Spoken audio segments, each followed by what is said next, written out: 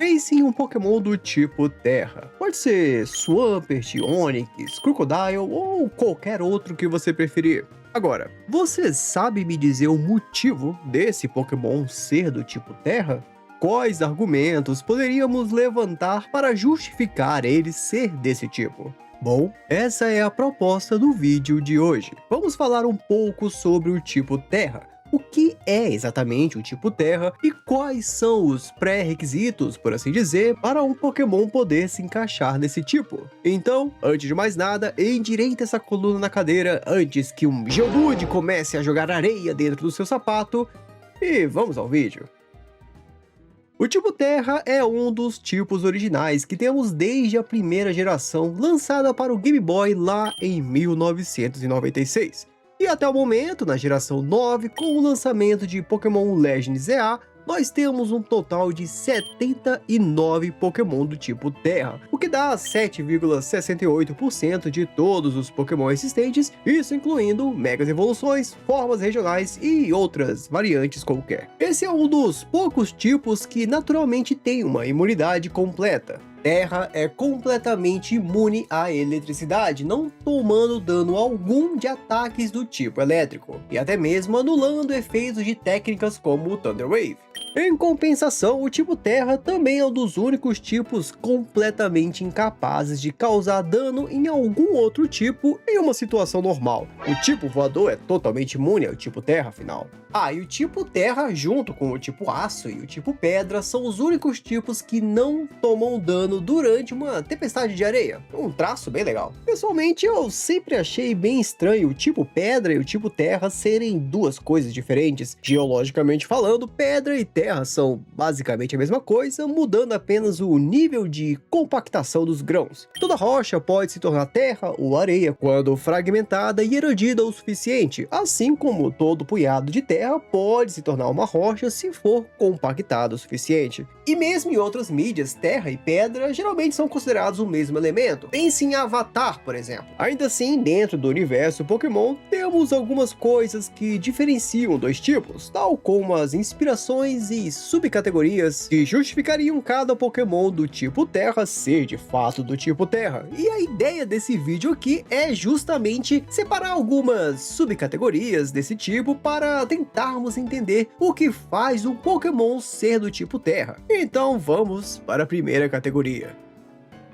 A primeira categoria eu creio que seja bem óbvia de se pensar quando falamos de Pokémon do tipo Terra. É a subcategoria dos hábitos subterrâneos, criaturas que se adaptaram completamente para viver embaixo da Terra por pelo menos uma etapa significativa de sua vida. Diglett e Dugtrio são os exemplos mais clássicos possíveis para essa subcategoria. Esses Pokémon são escavadores naturais que passam boa parte de sua vida abaixo do solo, geralmente se alimentando de raízes de vegetais. Essa linha evolutiva se adaptou completamente à escuridão do subsolo, o que lhe permite se locomover muito bem em um ambiente com pouca ou até mesmo nenhuma iluminação. Mas isso também resultou em uma pele fina e sensível à luz do sol. Quando exposto à luz forte, um Diglett acaba enfraquecendo por ter o seu sangue aquecido devido à luz solar. E isso nos mostra que essa criatura realmente prefere ficar muito longe da superfície do solo. Outro bom representante dessa categoria é o Trapinch. Esse Pokémon é baseado em uma formiga-leão que, apesar do nome, definitivamente não é uma formiga. Tal como a sua contraparte no mundo real, um Trapinch vive em solos arenosos e caça através de uma armadilha elaborada, uma espécie de fosso em forma de funil, quase que uma areia movediça, que se posiciona lá no centro, bem no fundo. Quando sua presa se aproxima e cai nesse fosso, o ângulo das paredes, somado com os grãos soltos da areia, tornam praticamente impossível a fuga. E aí, o Trapinch consegue abocanhar sua presa bem fácil. É assim que ele se alimenta. E basicamente toda essa fase inicial de sua vida é vinculada ao solo arenoso até o momento em que ele se envolve em um casulo e evolui para Vibrava. A seguir, temos a categoria de elementais, seres que são literalmente feitos de terra ou de areia, ou que pelo menos têm terra fluindo pelo seu corpo para garantir suas funções vitais básicas. Sandygast e Palossand são os exemplos perfeitos para representar a categoria elemental. Afinal, estamos falando de um castelo de areia vivo. Esse fantasma arenoso mantém essa aparência inofensiva justamente para atrair presas até a sua boca. E quando uma vítima se aproxima o suficiente, um Palossand a aprisiona e absorve lentamente a sua energia vital. Tanto que a Pokédex de Pokémon Moon afirma que podemos encontrar os ossos de suas vítimas enterrados debaixo do castelo. Realmente bizarro e de inofensivo, esse castelinho de areia não tem nada. Em todo caso, é dito que cada grão de areia de um Sandygast e de um Palossand tem vontade própria. E o amontoado de areia viva fantasmagórica é um ótimo candidato para um tipo terra elemental, não acha? Mas outro bom representante para essa subcategoria, e que não é um amontoado de terra, é o Hippowdon. Esse hipopótamo vive em terrenos arenosos e seu corpo evoluiu de tal forma que a areia basicamente se tornou parte de seu sistema. Ele tem esses buracos nas costas que ele utiliza para estocar areia no interior de seu corpo. E é por isso que vemos a areia constantemente fluindo para fora desses buracos. Essa areia que ele estoca serve não só para manter o seu organismo, como também para se defender. Quando aborrecido, ele expele parte dessa areia para atacar os seus oponentes e muitas vezes causa até tempestades de areia. E uma curiosidade bem interessante é que de vez em quando umas pedrinhas acabam ficando presas dentro do seu corpo. E são os Duebons que acabam ajudando a remover essas pedrinhas de dentro do corpo dele, o que cria uma relação de harmonia natural entre as duas espécies. Muito legal, né?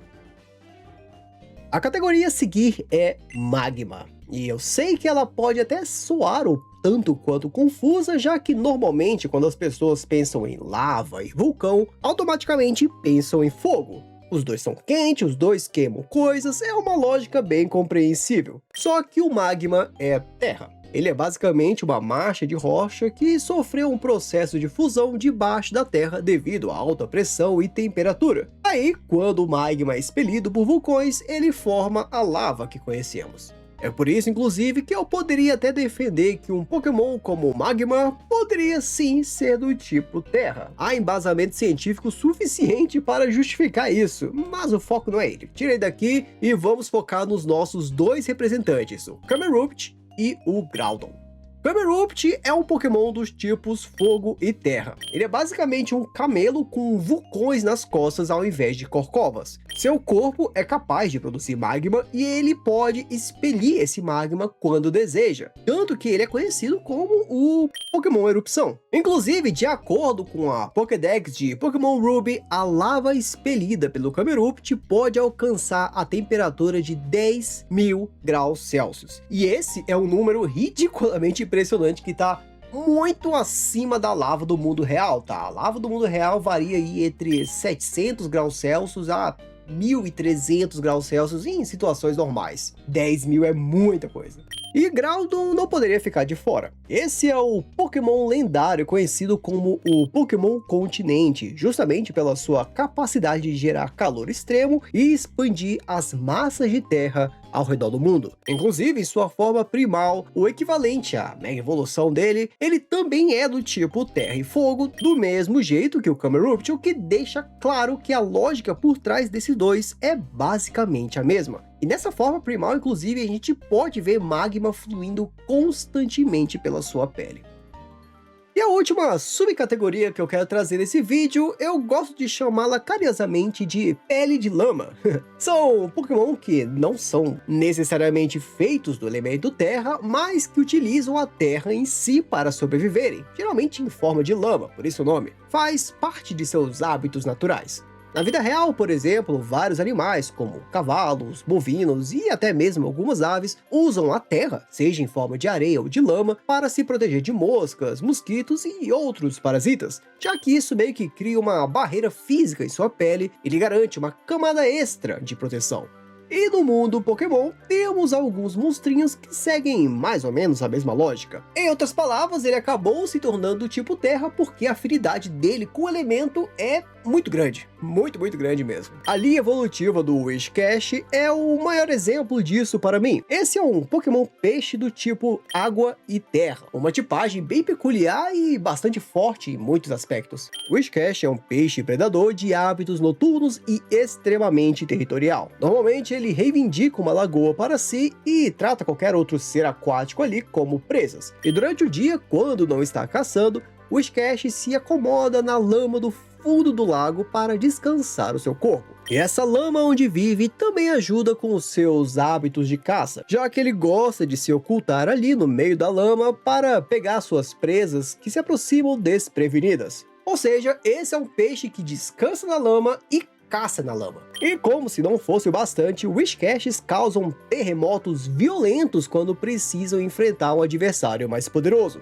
Os tremores que eles causam podem ser sentidos dentro de um raio de até 3 km, e isso só reforça a tipagem do tipo terra dele. E outro Pokémon que é um perfeito representante dessa categoria é o Mudsdale. Esse grande cavalo de 2,5 metros de altura tem Mud, lama em inglês, no nome. Então não pode ficar de fora, né? E ele tem esse nome porque ele utiliza a lama de um jeito bem peculiar. A lama que ele produz é surpreendentemente resistente, capaz de suportar a ação do vento e da chuva, motivo pelo qual muitos habitantes do mundo Pokémon utilizam essa lama para cobrir as paredes de sua casa ou mesmo para produzir cerâmica. E essa mesma lama super resistente cobre as suas poderosas patas. Isso não apenas torna suas patas extra resistentes, como também amplia e muito o poder de seus coices. Tanto que, de acordo com a Pokédex de Pokémon Sword, seu coice se torna tão forte devido a essa lama que apenas um único golpe é capaz de virar um caminhão. Esse bicho é muito forte. E agora eu quero saber a sua opinião. Dentre todos os Pokémon do tipo Terra que nós temos, qual é aquele que você mais gosta? Você tem um favorito? E você sabe em qual dessas subcategorias ele se encaixaria? Wooper, pra mim, é de longe o meu favorito. Ele tá até no banner do canal. Essa coisinha pequenininha que parece estar gritando o tempo todo. Vive no meu coração. Ah, e não deixa de dar uma conferida no vídeo que eu falo sobre o tipo elétrico. É um vídeo bem interessante e eu creio que você vai gostar. Você já deve estar vendo o card aí na tela. E se você gostou desse vídeo aqui, não deixe de dar aquele like terroso e de se inscrever no canal, caso ainda não seja inscrito. O meu muito obrigado por assistir ao vídeo e por dar suporte ao canal. Você é uma pessoa incrível. Aproveite bem o restante do seu dia e até breve.